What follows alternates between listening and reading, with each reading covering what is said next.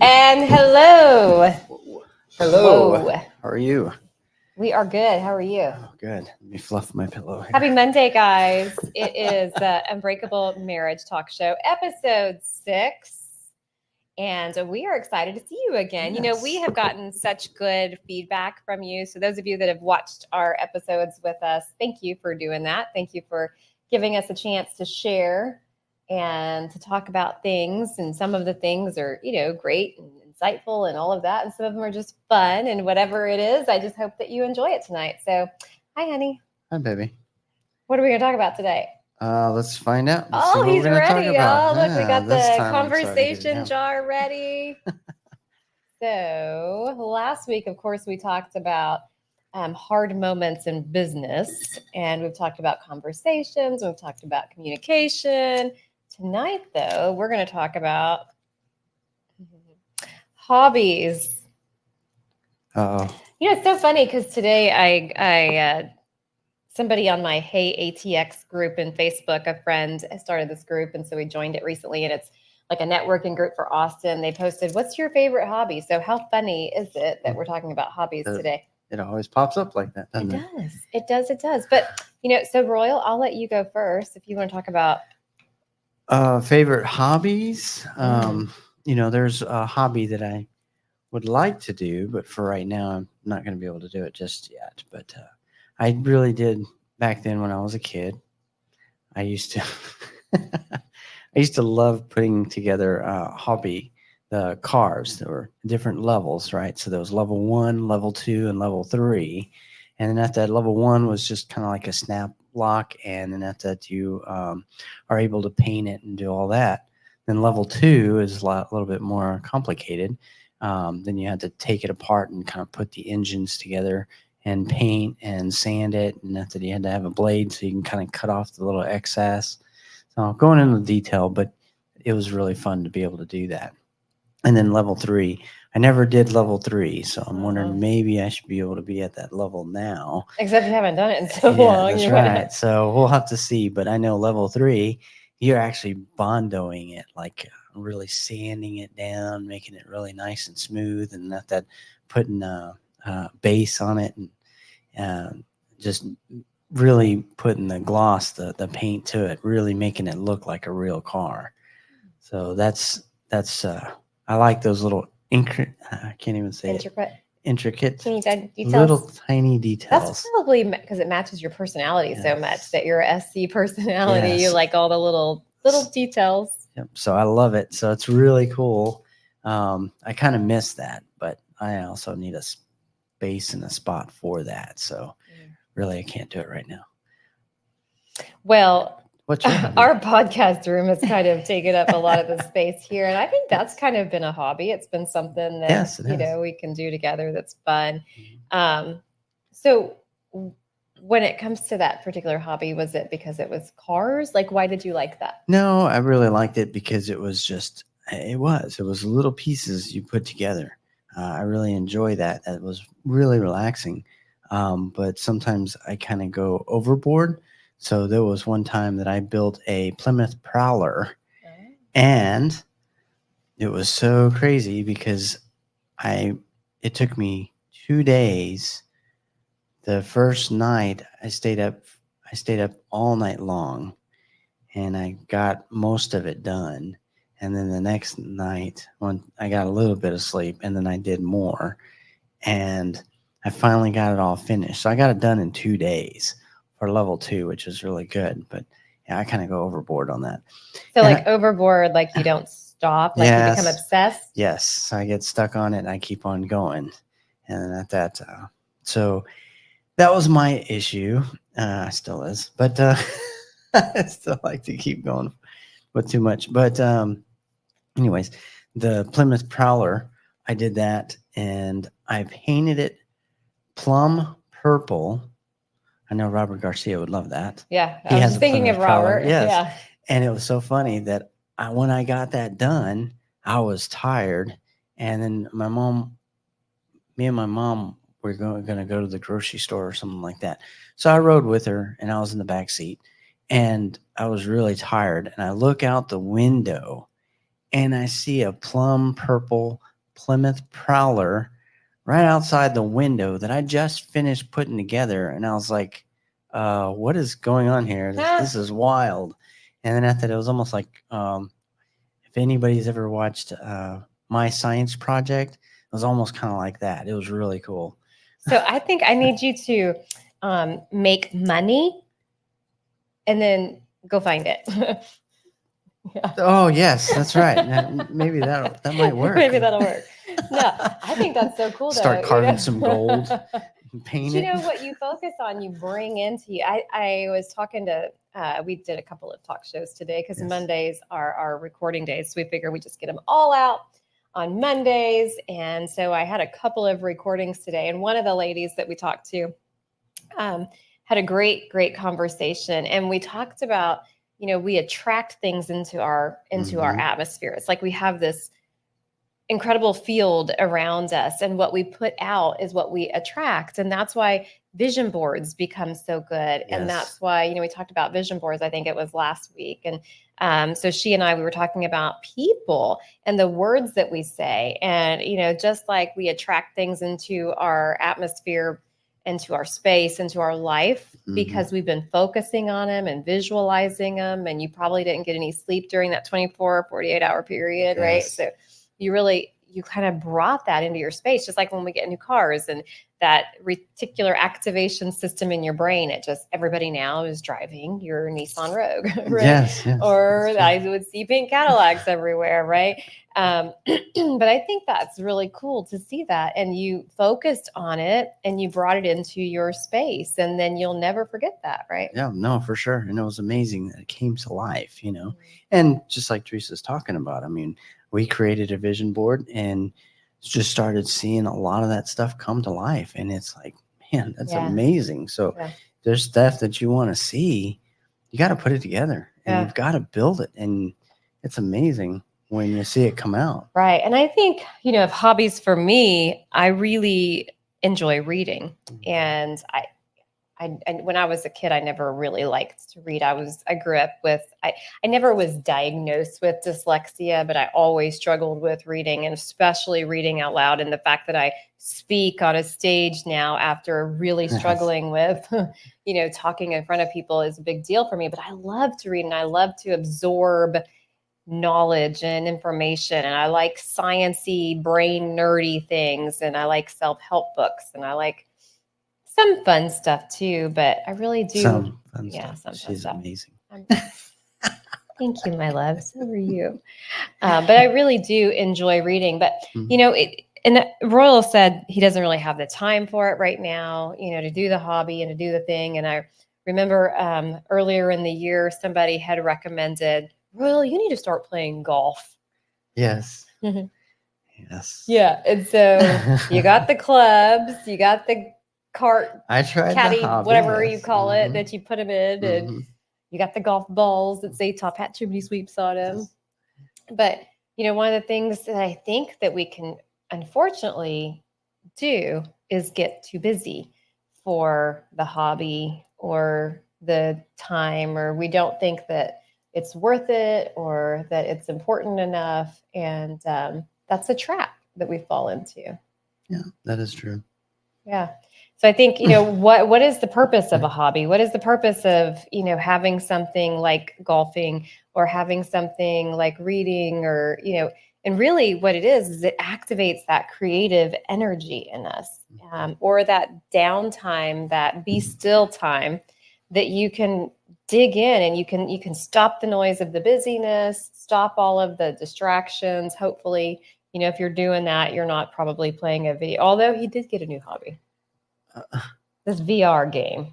That's not a hobby. I'm training, I'm learning, I'm understanding how it works so that I can be able to give it. It's a video game VR thing, but it's really cool. We'll talk about that in a minute. Yes. But so that kind of is a hobby because it's something, but it allows you to express some creative energy. And my friend Tony Prawl with Prawl Designs, really cool guy that goes to our networking breakfast on Thursdays. He talks about the energies that we have. We've got our good energies and we've got our negative energies and those types of things. And having a hobby is a great way to express and get rid of some of that negative energy that we have Yes. In a healthy way. He talks about, playing some loud music or, making a TV video game, or he is his company does interior design. Yes. And so he's building things on walls all the time, and they've got extra wood. And so sometimes he'll talk about him and his wife will go outside and like beat stuff up just to get rid of some of that negative energy that we hold on to. Mm-hmm. And if we don't come to a place where we take time for hobbies or a healthy way to express our energy, then we lose the opportunity for creative ideas and new thoughts and things of that nature. Yeah, and you're right. I mean, I guess everybody's different on their how they need to get their energy out, right? Mm-hmm. So yeah, and so you think about people that go fishing, and that's relaxing. Our senior pastor that recently passed away would always talk about going fishing, and in fact, I think he had a boat that he called. Anyway, I don't want to tell the story wrong, but he would go, and that would be his disappear place where he could get away and just get between himself and the Lord and just be still. And get away from the noise of the distractions or whatever that looks like. And, golfing could be that, reading could be that. I can't think of, I exercise, but I don't really consider that a hobby because it's not really restful and relaxing. Yeah, I think really a hobby is something that's kind of calm and relaxing, kind of clears your mind, gives you that time of yourself, and that you're able to do something. So I guess that I would believe that's more of a relaxing. Running, you're building up too much energy, so you're really not relaxing. Maybe some people enjoy. I mean, maybe that could be a hobby for some people. Roller derby, I'm sure, is a hobby for some people. Yeah. Ice skating, that's high impact, high energy stuff. But it's really just letting you get into your zone that cuts out the noise and the stressors of life and just allows you to be still, whatever that looks like. But so that'd be really good. So on here, if you can send us information, what is your hobby? What do you like to do? And then after that'll kind of help us both understand what's some really cool hobbies out there too. Yeah, tell us some cool hobbies, because just reading and putting cars not together. getting a chance to put cars together. Royal needs something that doesn't take up a whole lot of room, but still gives him a chance to express, and that fits his personality, right? You think about his personality, he likes the little details, and the details are great to him. I don't like the little bitty details. I need bigger puzzle pieces. Like I talked about a couple of weeks ago. I'm a bullet point person. He's like a long paragraph person. He likes all the little details. But I want to talk about something else, and I think this is a great topic, and it comes along with the next thing I want to talk about too. We just got back from a trip to Pennsylvania, which was fun. That was fun. Really enjoyed that. And just like many times you don't take time for hobbies, a lot of times you also don't take time for personal or business growth. And this trip that we went on, definitely not a convenient time. Oh. Yeah. We're in the middle of building a second floor at Top Hat to open up our training studio and our training for the technicians and all of those things. We're trying to finish out that room so we can have a podcast studio there instead of our house. We're like 8 days away from the UnBreakable final conference of the year. And it's like tax season.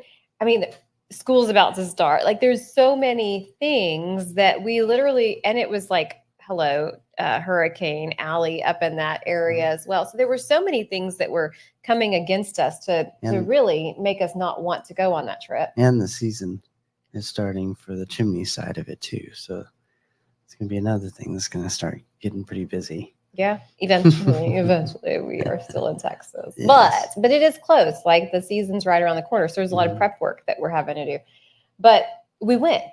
And because we went, and I'm going to bring this back to a hobby as well here in a moment, but because we went, those creative energies, that opportunity to just All right, everything can go on pause for a moment, and we can enjoy our company. We can enjoy life together. We can enjoy a 3.5 hour airplane ride. But it forced us to be still for a little while and connect with people that we don't always get to connect with. That's And right. That's I want right. you to talk about, Royal, if you would. What were some of your takeaways that you got from taking the time to go to this convention when you could have just said, I've got too many things on my plate. I'm just going to hammer through. I guess the takeaways is because we're able to connect with everybody again in the chimney sweep world, which was really good. Being able to see how they were doing, and also just all the new things that are starting to come out, and just watching the way that things are moving. Also, what's new that's coming out, and being able to connect with them, knowing what, and also, I guess a big one, a good takeaway was really the climbing gear. I mean, we're starting to get a lot of homes that are having very steep roofs, and for us to be able to get up on those roofs, how we do that, and just being able to learn how to do the climbing gear and understanding it more really makes a big impact. And they were able to do that training, especially that VR that we were talking about too. That is going to be a really good one too, to be able to help do the inspections, teach the guys, especially with the new world that we're changing into, kind of will help them see that. But Okay. Well, babe, they weren't at this convention. So you're going to have to break it down a little bit more. So Okay. talk about climbing gear. So you got to meet with Jim Brewer, and you Yes. got to take one of his courses. And, in our world, in the chimney world, climbing on roofs is a real deal. Like, it's an everyday occurrence. Mhm. And we do what we can with training and safety and all of that. But they've taken it to the next level with this really cool climbing gear that you got to go and see and learn about, which helps protect the homeowner, obviously, from ladders, just falling or being reckless or whatever, having the wrong kind of equipment, but definitely protects our technicians Yes. with some really cool new training opportunities on how to maximize their safety, right? No, no, and that's true. And so the climbing gear for sure, definitely knowing how to really set it up. What's the best way to do that? And how do you hook up to where, there was a couple times I've tried to do it myself, and I was trying to learn how to hook up, but I'm over there holding the rope when I have the harness that helps connect it. And so I'm still trying to trust on that when it's connected to the harness. So I need to just let it go, but I'm over there trying to hold on to it. So making my job a lot harder than it has to be. So being able to get that training and learning a lot more of how it works really helped out a lot. So that was the biggest thing. I was making it more complicated and much harder than it had to be. Yeah. And those training classes aren't really there. I mean, it's starting to build really big, and Jim Brewer's way up north, and down south we don't really have that type of setup. And so being able to see that and understand it, especially being in the chimney world, is totally different because we're always having to get up on those roofs. I know that there's roofers and things like that, but we're not connected with that type of setup, and I don't ever see that here. So being able to see how we can actually do it safely, and that's how we can be able to take care of ourselves so much easier, is going to be a big thing. So that was definitely powerful to get to meet those people and community, taking that time. If we wouldn't have taken that time, we would have just continued to watch Jim Brewer and his folks talk about their stuff online and say, hey, come check it out. Come to Cincinnati, come to these other places where we're like, yeah, I'm not going to go there in December when it's busy. So taking the time really empowers you to be a better leader. And then, we were thinking, okay, we're going to go up there and we're going to learn about the new stuff in fireplaces, which is something that we'll learn about at the expo, and some different things that are coming up. But we were fully anticipating learning about some of the new technology and electric fireplaces and some new technology and some of the different types of direct vent units and things like that. we had no idea about one thing that we were going to learn that we feel like is going to be a game changer Yes. to allow us to connect better. I mean, we're pretty young, but we're not that young. Like, we're in our 40s, but the people that we typically hire are in their early 20s to late 20s, early 30s. I mean, that's usually like the entry level age of the people that are coming into our industry. Yes. Every once in a while, we'll have a chance to hire somebody that's a little bit more seasoned, that has more experience, but usually it's that younger group. And there was this huge gap between how do we train them the way that we need them to be trained with the experience and the understanding of customer excellence and all those things in a world where they're dealing with technology at such a rapid pace Yes. that we're trying to keep up with an iPhone, right? Mhm. Like how do we bridge that gap? And so we had literally been banging our heads against the walls. Okay, how do we connect with these younger people? And we had no idea that at this conference that we went to, that there would be a group that had that answer solved for us. And so talk about Mhm. that. So, just like what Teresa's saying, education does change. So it's always changing for us all the time. Because, I mean, for me, when I did the education, it was more you got a little bit of information and then you went out and did your work and then you learned how to do it. Then it started getting more education and started showing you more about how to do things. And you've got the book and it started showing you all the codes, all the information that you needed.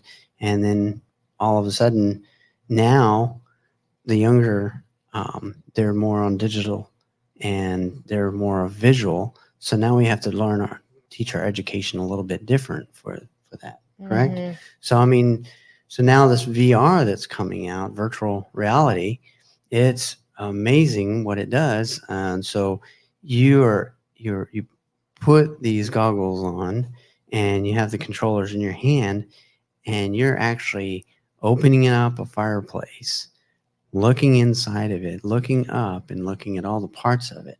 Putting You the know, camera putting the inside camera of it. inside of there. I mean, also it's so amazing because it's walking when you first walk up to the door, you put your shoe covers on, then you lay out your drop cloth all the way into the house, over all the way to the chimney. And it breaks it all down. So now they're already learning how to do all that instead of just talking to them over a PowerPoint and showing them, well, this is what you're supposed to do. This is this, and this is this. That's all you're doing. Now they actually physically do it before they even go to a customer's home. So now they're learning at a much rapid rate and they're going to be more confident being able to go into the home and know what to do because they were already practicing how to do that. So that virtual reality is going to be amazing, but it needs to be really real where we actually lay out the tarp and things like that. And they're doing that. They're starting to build that program Yeah. and they have a lot more too. And so that's going to be a game changer right there instead of having to sit there and try to do a PowerPoint and try to tell them this is what you need to do. I just got off the hook of having to make a PowerPoint presentation. Well, no. Oh. You still get to do PowerPoints. We still got to do PowerPoints and we still got to do the virtual reality. Okay.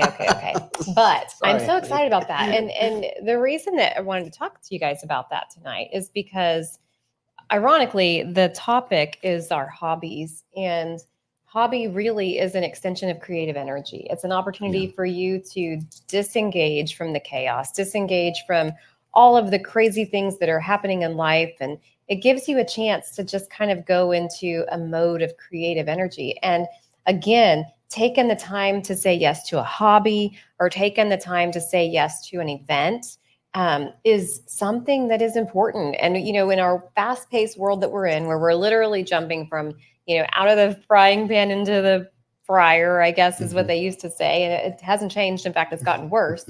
Taking the time to do these things, I think is so important. Like, had we not gone, we probably would still be teaching the same kind of rooftop safety that we've been teaching, which still leaves a void, right? Yep. But more than that, we would have totally missed this opportunity to connect with that next generation through tools and resources and services that are out there.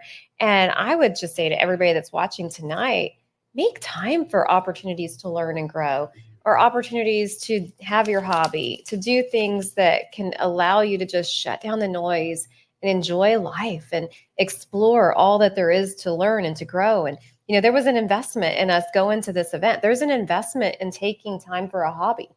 There's an investment in getting all of the little parts and the paint pans and all the things. There's an investment in learning how to play golf and learning how to do it, buying all the equipment. There's an investment in books, whatever that hobby is. It's an investment and it's a decision. And as we think about, growth and life and all the things that we're supposed to experience, it's a decision, So I want to encourage you guys, make that decision to take time for you, to take time to express that creative energy. And, you're actually, when Royal has the time to do things for himself, he's filling his cup. And he's, because he's filling his cup on his own, he's not accidentally forcing me to fill his cup for him as his wife, and vice versa. If I can have my cup filled by decisions I make to create a hobby, to create things around creative energy, I'm not requiring that my spouse fills my cup. We can come together and get to be more complete, but it's not an unfair expectation on your spouse to fill your cup for you. Like we get to do that on our own through decisions, through hobbies, and through figuring out what taking time to be still actually is. No, that's true. So quit. No, I'm just kidding. So quit. Just kidding. Just kidding. Well, guys, this was a kind of a short and sweet video with you all tonight. We have done 5 recordings today, and excited to do that as we're gearing up for our next big adventure, which is the final UnBreakable of 2024 Women's Conference. Royal is there, and he's going to bring all the lights and the sound and all the fun things. And we hope that you'll come. Just as we learned so much at the convention for the National Chimney Sweep Guild, you could learn so much from coming to the UnBreakable Women's Conference. And if you're a guy, we'll sneak you in the back door before they come. Just kidding. But you can, and Royal will be there. We'll have a couple of guys there. But, take advantage of those opportunities to plug in, to learn, to grow. And as I think about the connections that we made at this convention, they're pretty powerful connections. Great people who we have an opportunity to impart joy and happiness and connection with.